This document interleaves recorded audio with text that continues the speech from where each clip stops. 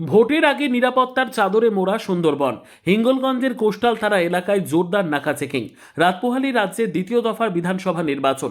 তার আগে উত্তর 24 পরগনার হিঙ্গলগঞ্জের হেমনগর কোস্টাল থানা এলাকায় তৈরি হয়েছে কড়া নিরাপত্তা বলয়।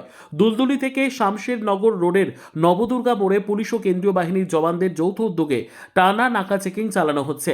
বিভিন্ন যানবাহন, বিশেষ করে অটো, মোটরসাইকেল ও চারচাকা যাত্রীবাহী গাড়ি থামিয়ে তল্লাশি করা হচ্ছে।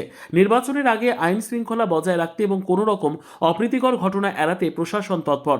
হেমনগর কোস্টাল থানা এলাকা জুড়ে কড়া নিরাপত্তার চাদর তৈরি করা হয়েছে, যাতে ভোট প্রক্রিয়া শান্তিপূর্ণভাবে সম্পন্ন হয়। ভোটের আগে এই বাড়তি নিরাপত্তা ব্যবস্থায় সাধারণ মানুষের মধ্যে স্বস্তি ফিরে এসেছে। যাতায়াতকারী যাত্রীদের মধ্যেও সন্তোষের সুর শোনা যাচ্ছে।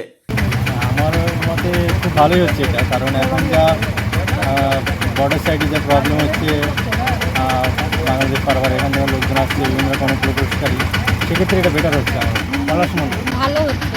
মানে কেন ভালো কেন ভালো হচ্ছে কেন, এই বাইরে থেকে আমরা আসছি, কিছু ভয়ের যদি সম্ভাবনা থাকে সেটা চেক করে ছেড়ে দিচ্ছেন, খুব ভালো হচ্ছে।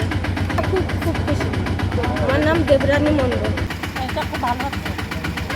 করা ভালো না, তখন কোথায় কি ইয়ে আসবে তাহলে ঠিক আছে। আর রাধারানী যাবে ভোট বলার কিসের জন্য এলে বাড়িতে?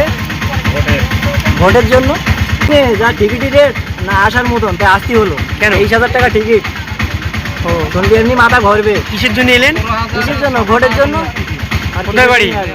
শামশেরনগর সুইঙ্গে।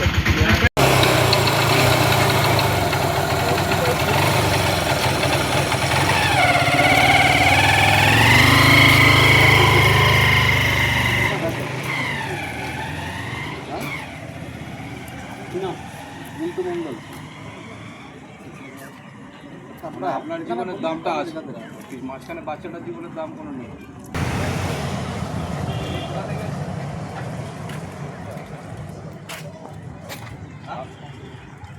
কথা